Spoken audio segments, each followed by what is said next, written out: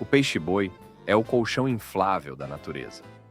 Não tem garras, não tem veneno, não corre, não faz nada. O único talento dele é boiar e ser bonzinho. É aquele bicho que, se fosse um humano, seria o cara que ninguém odeia, mas também ninguém lembra que existe. E o pior, os predadores nem se dão ao trabalho de caçar ele, porque o coitado não tem carne direito e é puro banha. Se o peixe-boi fosse um jogador de futebol, seria aquele reserva eterno, que só entra em campo quando o time já tá perdendo de 5-0.